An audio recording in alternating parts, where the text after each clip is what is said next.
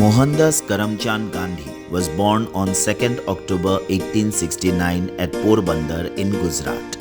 Gandhi received his law degree from London, and in 1893 he went to South Africa to represent an Indian merchant in a lawsuit.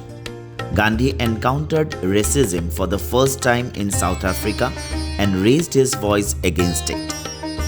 He launched many campaigns against the discrimination before returning to India after 21 years in 1940.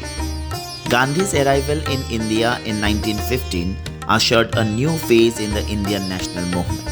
Gandhi used his unique technique known as Satyagraha, which is based on the principle of truth and non-violence. Gandhiji started his political activities in India in 1917 with Champaran Satyagraha, followed by Ahmedabad Mill Strike and Khera movement in 1980. Gandhiji's first All India Satyagraha in India was the Rowlatt Satyagraha in 1990. Under the leadership of Gandhi, the Indian national movement changed its nature from a class movement to a mass movement.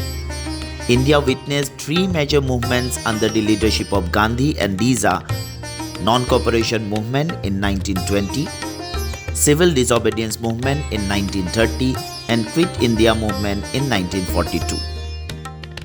During the struggle against the British, Gandhiji also emphasized on nation-building works such as empowerment of women, upliftment of the depressed class, unity amongst Hindu and Muslims, etc. Because of his unique methods and exceptional leadership quality, India got independence from the British in 1947. In recognition of his efforts and contribution, Guru Rabindranath Tagore called him Mahatma, and Subhash Chandra Bose addressed him as the Rashtrapita or the father of the nation.